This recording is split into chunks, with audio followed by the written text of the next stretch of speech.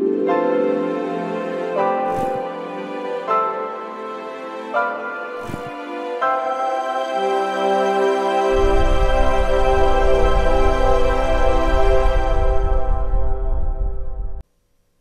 everyone, welcome to Barter Hordes. My name is Robert and this is day 8 of March Malt Madness. And tonight we have a matchup of two whiskeys that are from different regions, different styles, but both are considered real powerhouse whiskeys in the industry. Both of them have great reputations. I have tasted both of them for the first time in the last couple of months and thought they were both terrific. So this is going to be an interesting matchup. I almost hate that they're matched up in the first round because their reputations are big enough that they could have easily made it into later rounds. One of them will, one of them won't. But we'll go from there. The first whiskey is a lowland whiskey and it's Bladnoch, 11 years. And the other one is a Speyside whiskey and it's the Craigellachie, 13 year. I say it's a Speyside whiskey, but it's not made like a traditional Speyside whiskey. It's got some different things going on that make it really interesting. So it's going to be a fun matchup. Let's look at the relevant facts. I mentioned it's a lowland, the Bladnoch 11. It's $60. It is bottled at 46.7% alcohol by volume, ABV. There's no chill filtering. It's completely natural color, so this distillery is doing everything right. This one is exclusively matured in ex-bourbon barrels, so a very simple process of one maturation, one type of cask. It's not moved from cask to cask, and so you're getting the full 11 years in those ex-bourbon barrels. The Craigellachie, though, is a little bit different. I mentioned it's a Speyside. It's $65, so comparable in price. $60 for the Bladnoch, $65 for the Craigellachie. It's bottled at 46% alcohol by volume, which I've mentioned in a couple other videos is the target point I think they should be shooting for. There's no chill filtering, just like the Bladnoch. There's no artificial coloring, just like the Bladnoch. So these two are doing things the right way, in my opinion. But I mentioned to you, it's not a typical Speyside. This is initially matured in a mixture of ex-bourbon and ex-sherry casks. That's not that unusual. But then they blend those two batches together and then split that batch in half and put half in first fill sherry casks, so a stronger cask influence, and the other half in first fill bourbon barrels. I don't know how long that secondary maturation is. They didn't say on the website, but that's an interesting prospect to bring out the flavors, marry them together, and then separate them and bring out slightly different flavors and put them back together again. So two very, very different approaches to the whiskey within the same parameters of quality control. Okay, so the scents, the aromas on the Bladnoch.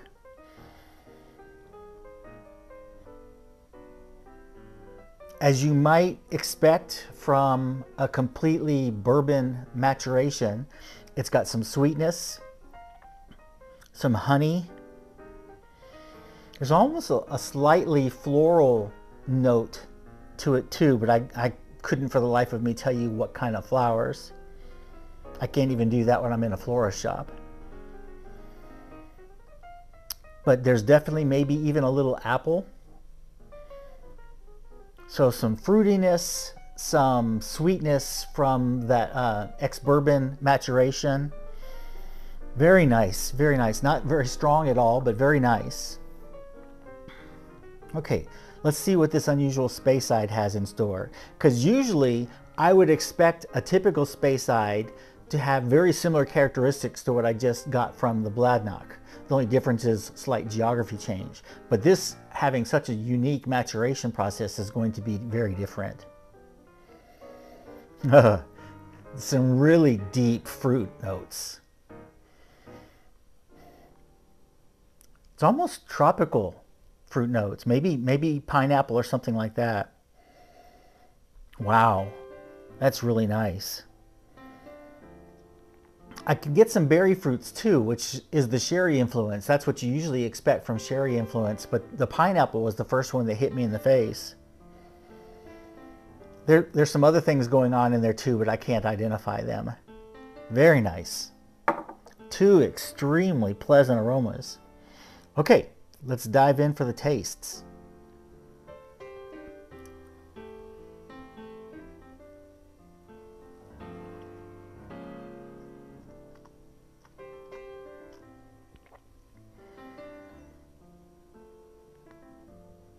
That's really nice. It's not just as simple as a higher ABV than some of the other whiskeys we've been tasting, but that certainly plays a part in letting some of those flavors develop and not stripping them out by chill filtering or watering them out of existence by watering it down to 40%. Very tasty. Honey, fruit, little caramel sweetness.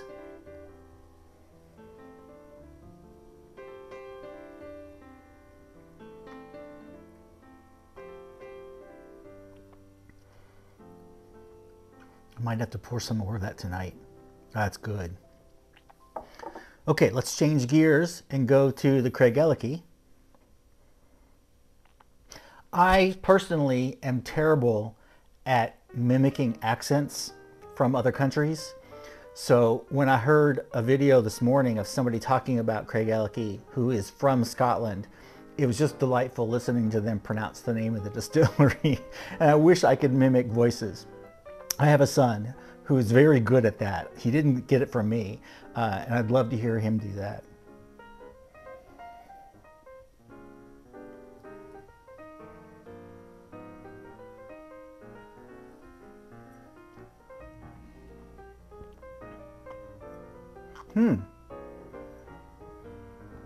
That's really interesting because as powerful as that presents itself in aromas, it seems much more delicate to my palate. It's not a big, huge blast of flavors all at once. It kind of spreads out, and there's several different things going on there. There's almost a little sense of a marshmallow in there.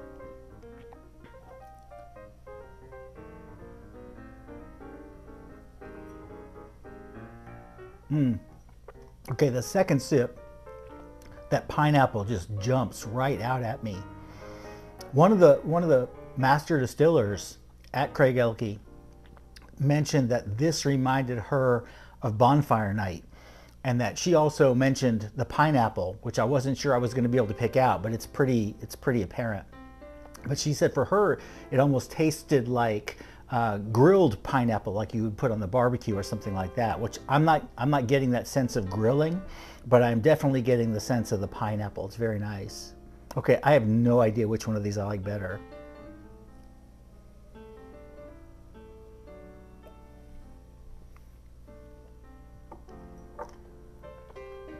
Let me finish each bottle and get back to me.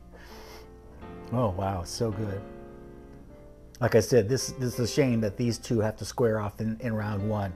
This is like a semifinals matchup in my mind.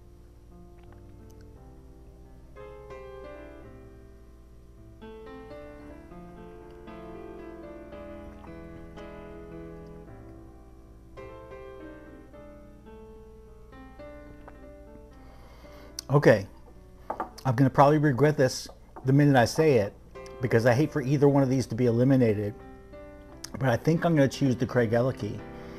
I wasn't sure I would get along with pineapple notes and the sherry maturation for half of it, but it's such an interesting profile that I really did like it. And the Bladnoch, now that I come back to it after tasting the Craigellachie, is a little bit sharp on my tongue that I didn't notice right up front. So it may be from drinking them closely in succession. But I think overall, just slightly, because both of these are fantastic whiskeys. If you can get either of these or both of these, you should try them. But overall, I think I like the Craigellachie just a little bit more. So that's going to advance into round two, and I'm going to say goodbye to Bladnoch, but it's not going to say goodbye to my cabinet. I think I'm going to keep it in my cabinet for a while.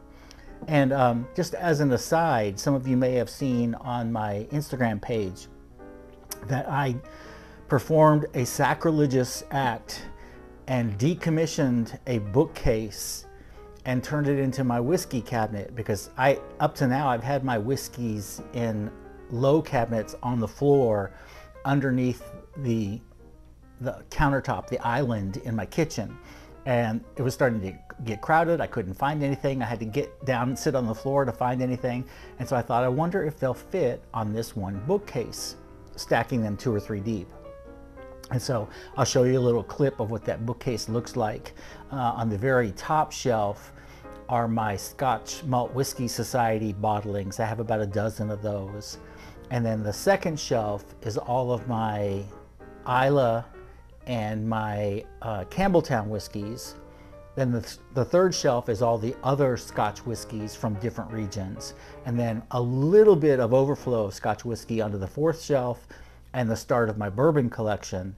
And then on the bottom shelf is the rest of my bourbon and the ryes and a couple of American single malts and other American whiskeys. I didn't have room to get the Japanese, the Indian, and the Irish whiskeys into this cabinet yet, but I have some bottles that are very close to being finished. And so when I finish them, if I'm not going to replace them, I'll shift another one of those bottles from the cabinet onto the shelf. And pretty soon I expect I'll have my whole collection up there. But I was thinking about that space, and it's an awfully big space in that alcove for what is essentially half of that space being used by the bookcase. I really should just have a cabinet built for my whiskeys, permanently built into that alcove, and recommission that bookshelf somewhere else to hold books, because Lord knows I don't ever have enough bookshelf space. Anyway, that's what I'm thinking. Looking ahead to tomorrow. Tomorrow is a special day, not just because we have 2 terrific whiskeys to pit against each other, but tomorrow happens to be my birthday. And so I'm going to celebrate day 9 with a matchup between the Balvenie 14-year-old, which is, I think, finished in, I think it's in Caribbean rum casks, and then against a classic single malt, Oban 14. And I have a funny little story about Oban too. When I was in Chicago, I went for a Chicago Symphony concert, and before the concert, the friend that I was going with, who's also a whiskey lover, we went to dinner, and I ordered an Oban 14 just because I knew it well enough, and I wasn't thinking about whiskey as much as I was anticipating the concert. So I ordered that, and our waitress, bless her heart, she kept trying to pronounce it Oban. She was being very hoity-toity. And to her credit, she admitted she was a wine person and not a whiskey person, but why you would keep correcting your patron when you've already admitted you don't know anything about whiskey, that baffled me. So my friend Ben and I often will call it Oban when we're talking about it, but it's Oban. It's like open with a B. But tomorrow will be the Balvenie 14 versus Oban 14 for my birthday video. And I will see you all then. Please drop me a note in the comments. I'll talk to you again tomorrow. Bye, everybody.